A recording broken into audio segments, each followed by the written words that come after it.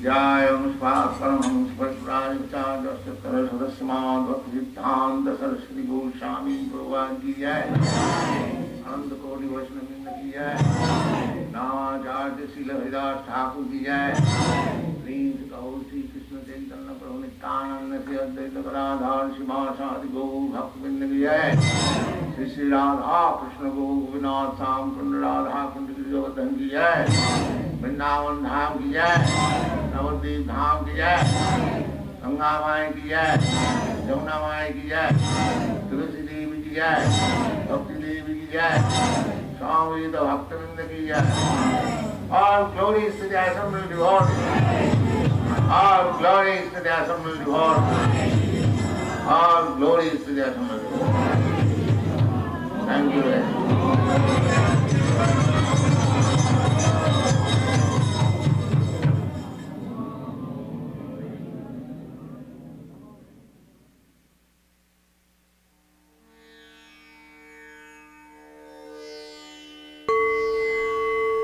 Maha-Bharata, Second Part, Chapter 11.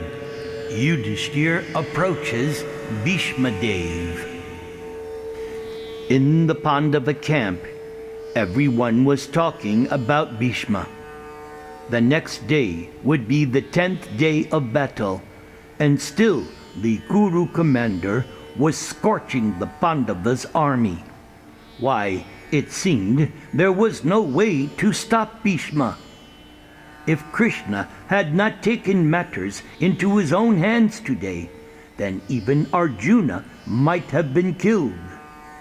Oh, surely no fighter could equal Bheeshma anywhere in the three worlds.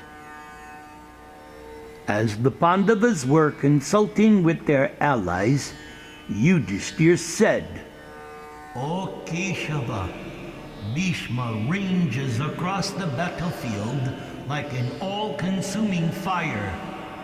We dare not even look at him as he stands with his weapons upraised, his face blazing with anger. Why, even the god of death wielding his mace, or Varuna Deva wielding his noose, or Indradev wielding his thunderbolt, they might be overcome, but not Bheeshma Dev. Oh Krishna, again I am thinking of retiring from this battle. So many heroes have died. It is clear that no one will survive this war. Bheeshma will destroy our forces.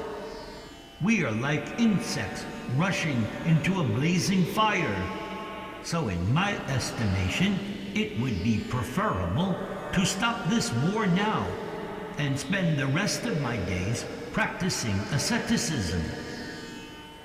Oh Janardhan, what do you advise? My mind is afflicted by duality and doubt." Even though he had spent the day exerting himself fully as Arjuna's charioteer, Krishna appeared fresh and spotless.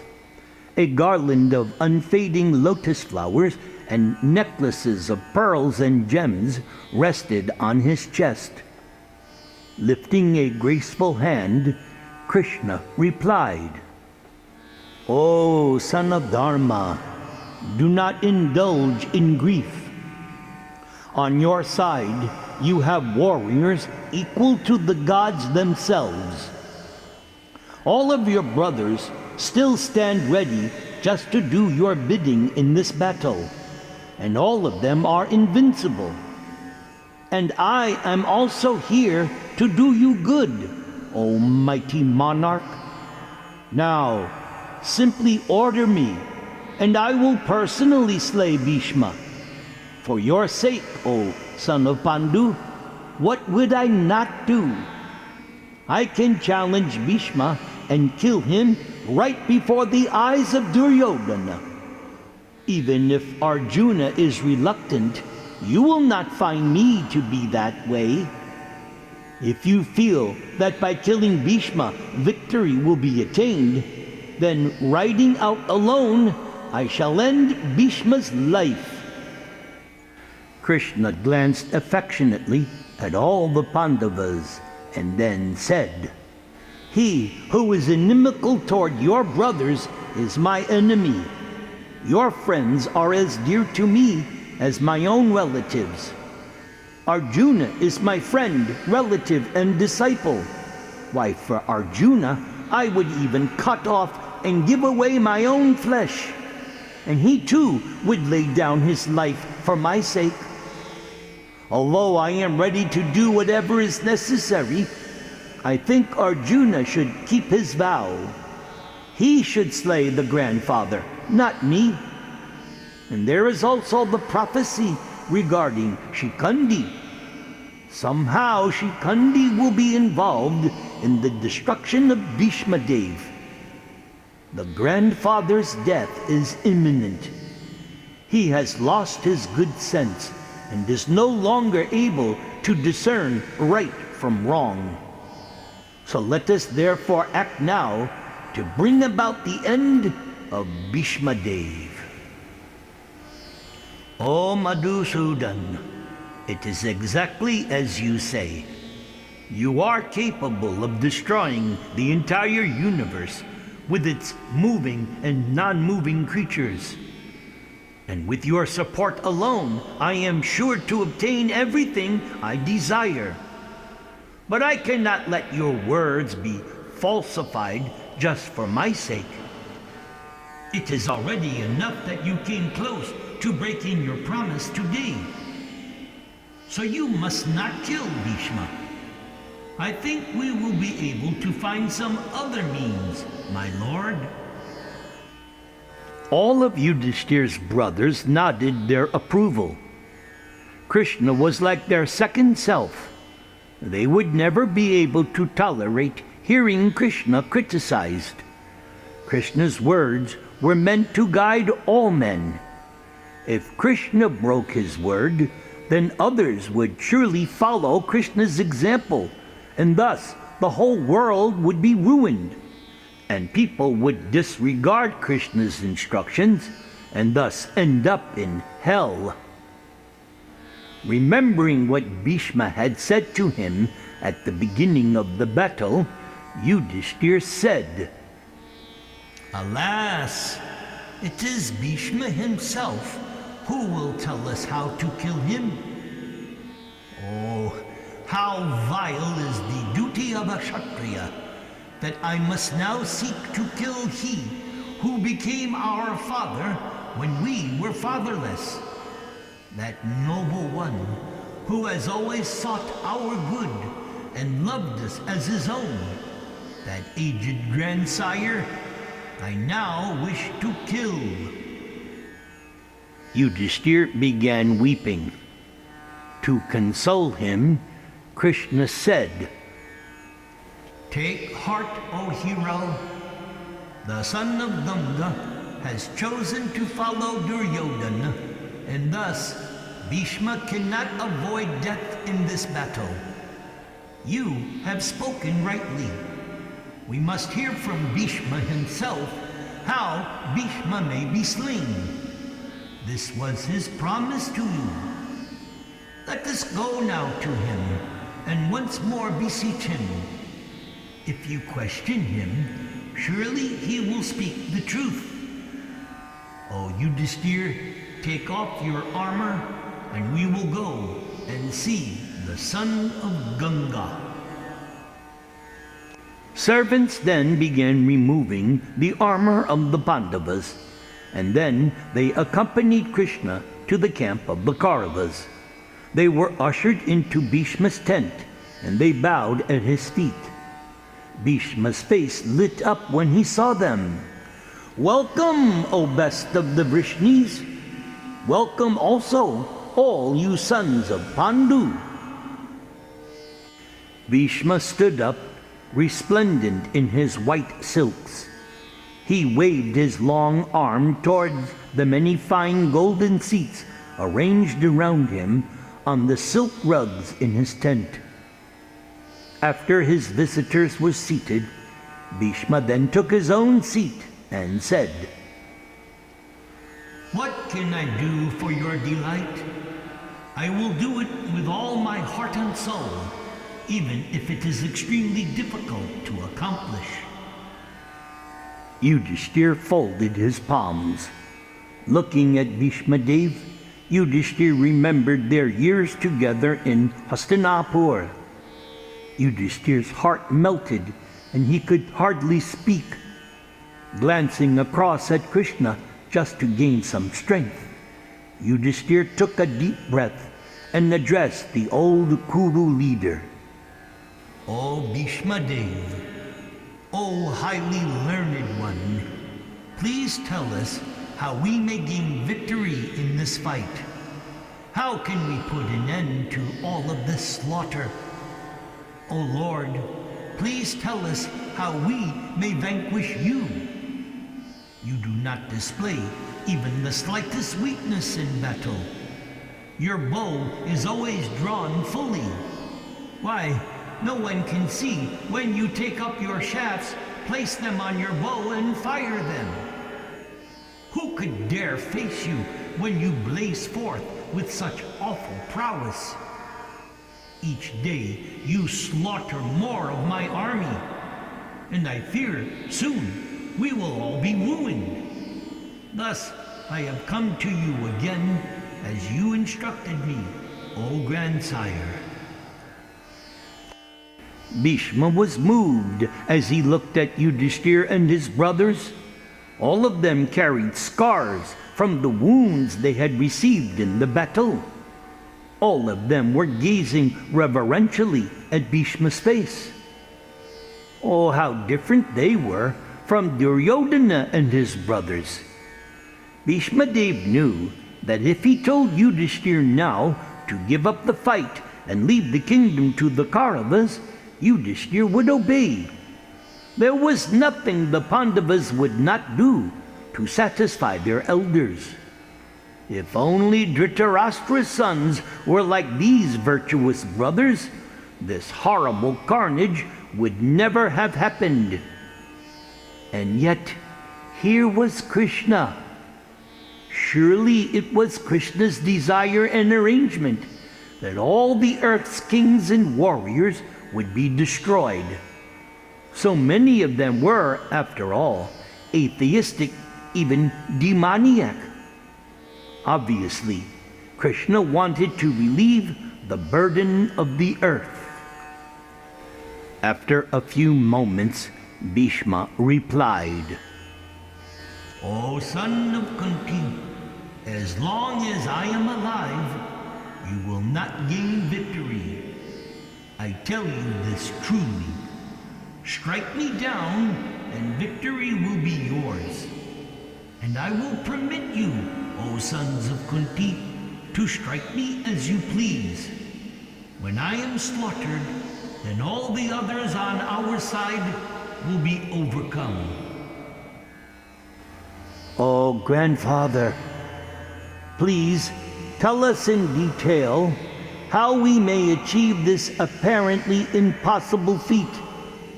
Perhaps we could vanquish Indra with his thunderbolt in hand, or Yamaraj wielding his mace. But you appear to be invincible. Oh, Yudhishthir, it is as you say.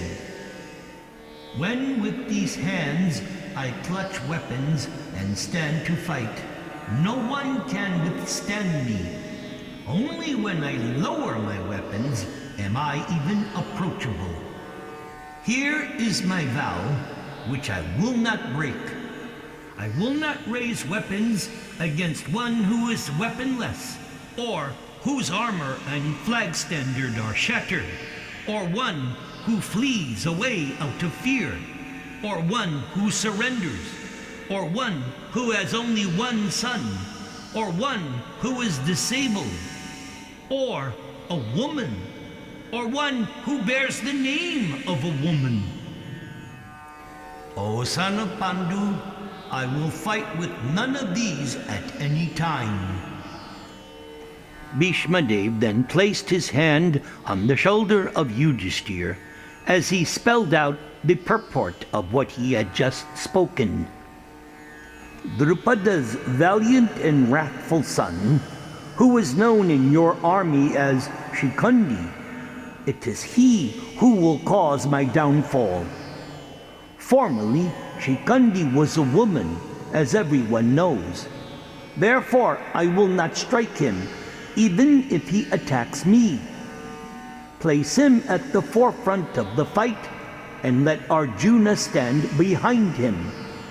Only Dhananjaya, or the illustrious Krishna, can bring me down in battle. If Shikandi faces me, I cannot fight. Then it will be possible for Arjuna to slay me. O Yudhisthira, do this and gain victory. When Bhishma stopped speaking, the Pandavas rose from their seats. Bowing before him one by one, they touched Bhishma's feet, asking his permission to leave. Krishna also placed his hands on Bhishma's feet and bowed to the floor before him. Then they all left the tent, leaving Bhishma Dev alone. As they made their way back to their own camp, Arjuna spoke with Krishna. His face was flushed and his voice choked up as he addressed his dearmost friend. O Vasudeva, in my childhood, while playing, I would sometimes soil the high-minded Bhishma's garments by climbing onto his lap. Clambering on his body, I would say, "Father."